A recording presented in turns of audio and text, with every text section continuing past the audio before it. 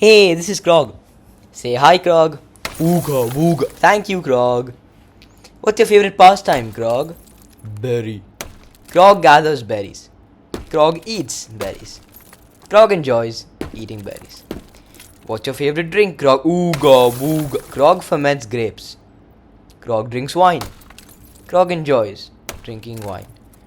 What's your favorite food? Ooga boo. Krogg eats mammoth. Krogg enjoys eating mammoths. Krogg is happy. Krogg is dead. Poor Krogg. Well, say hi, Bob. Bob is an industrialist. Greetings, fellow members of the human species, or so as to speak in the vernacular. What's good? Shut up, Bob. Bob hates his job. He pretends to like it, so he forgets that he's wasted his life. He searches for temporary pleasures, but he fails. He's rich, but he can't find love. He can't find happiness. But he is successful. He has many kids, but he pays them little mind. Bob creates the mammoth supplies. Bob's genes are the ones passed down to his kids. So the story of every happy Homo sapien can be surmised as the story of Krogg. The story of most Homo sapiens, however, can be surmised as the story of Bob. Hoodwinked we have been, Bob shouts into the night from the balcony of his penthouse. Left to rot in the cold we have. Shut up, Bob. Bob is educated. Bob knows that for most humans across most of human history, across most of human existence, happiness has been the sole abstraction toward which we strive. He knows this because happiness is what he strives towards. It's the reason he wakes up and thinks, woohoo, I'm gonna be an industrialist anew every single goddamn morning, even though he has the wealth to live till his death comfortably already. But what will his life be without the comfort of his job, right? The cavemen of old who gathered berries and fermented wine, the sculptors of the Roman era, the architects of modern day, they've all worked in unison to achieve this ideal. And yet, something feels off. No matter how far the boulder has been pushed up the hill, no matter how many Mona Lisas Da Vinci creates, no matter how successful we are as people, subjectively or objectively, no matter how many times we pass on our genes and how much money we make, we still remain unhappy. Why, how, when, who, what, who, when, how, why, what, who? The summit rises further and further away as we attempt to scale the mountain's base, and there is a moment of respite when we think we have reached the summit. But like clockwork, as simple as the concept of vacuum decay, the Higgs boson field collapses and the summit rises further and further out of view. The moments of bliss, right? The moments where we think we've reached the summit, that prevent us from giving up to this eternal reality of stubbed toes and slightly bruised egos. Krogg looks around at his companions that lie around the camp. They have spent the majority of their day hunting and are currently nursing their wounds. The only thing on their mind is the prospect of hunting again tomorrow and enduring that pain as their wounds are cleaned.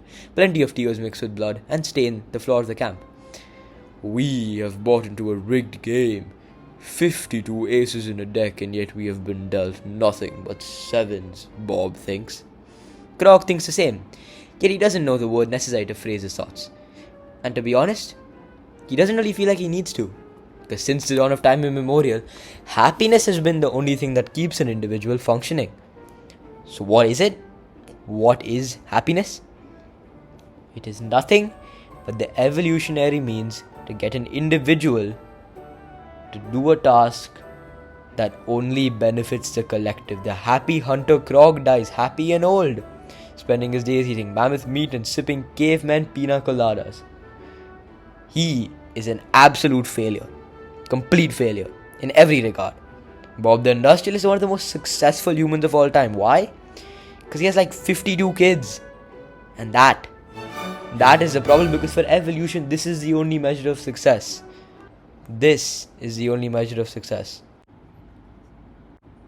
52 times 2 plus 4 billion humans across human history, past, present and future, all living like this? We've made tremendous progress in terms of the quality of life for the average Joe, and yet the average guy remains depressed. What? Altruism, hedonism, absurdism all work towards one goal: enlightenment, fulfillment, completion. Many words exist for it, but really, it's just one thing: happiness. Yet somehow they all fail. Altruism makes us dedicate ourselves to creating the best possible world, and yet it ignores the most fundamental quality necessary for the best possible world, which is obviously the happiness of the individual. If everyone was an altruist, nobody would want to be. Hedonism makes us dedicate ourselves to temporary pleasure, but forgets that the evolutionary reason for happiness as a concept is not temporary pleasure, but long-term fulfillment. This is what Krogg has achieved. But the reality is, long-term fulfillment can never be achieved by short-term pleasure. He has decided that the long-term goal is really just one thing, right? Be happy. He doesn't have the words to express it, but he doesn't need to. And he doesn't know how to showcase this. But really, he is the smartest human to ever live. Absurdism forgets meaning and states that you have to find meaning for yourself. Meaning is a jumper you have to knit yourself. However, this is the meaning. Happiness. That is our evolutionary meaning. And it's embedded within our very souls, within our DNA. The achievement of that goal is what we strive towards every single day. But we always come up short, so we disillusion ourselves with the idea that meaning is something we can create for ourselves. No, it's not. Our meaning will always be just to be happy. And we will always fail. Krogg looks around the camp, and instead of companions he hoped to see, all he sees is chains of metal and gold and rusted steel. Krogg's happy. Krogg realizes he's wasted his potential because he sees the tribe leader sitting on a throne, and he sees him ruling over, the tribe, and he thinks not of his own happiness, but he thinks of what he could have been. And that craving is the thief of pure joy. Krogg is sad, and now Krogg is sad. This is the truth. Krogg's brother is frustrated, Krogg's brother has children, Krogg's brother lives on. This is the truth. The genes of the frustrated and the depressed are passed on, but what do? They commit the worst atrocity ever committed. They unknowingly seal the feet of fate of billions of generations to come. How? They perform the best work possible. 52 hours of work in 24-hour days, 52 weeks a year, and 52 years a lifetime. The most glorious work you've ever seen. Agricultural, industrial revolutions galore, technological developments akin to the invention of the fire and the wheel. But what is the resultant reaction? Not a colony of permanently happy super soldiers, but rather depressed and huddled humans. Forced to be social through fear of exclusion, and forced to be depressed through fear of unfulfilled potential. They are forgotten. Nature sees this as a huge success, right? Billions of us exist. But none of us exist at all. Because none of us are happy. Maybe for a day, maybe for an hour, but across years? Damn. Krogg goes on a stroll with his brother. Krogg stops and sniffs the flower. Krogg is happy. Krogg's brother worries about him. How will he ever be remembered in the writings of the cave if he never accomplishes anything? Who will remember him? He will be forgotten. He will never be remembered in the artwork of Krogg is happy. Krogg's brother worries about him. When will the tribe decide to kick him out? After all, people used to call him a leech. He just lives on the tribe resources. He doesn't accomplish anything for himself. He just sits around and eats mammoth meat all day. And he sips mammoth pina coladas. Like, what is he trying to do, man?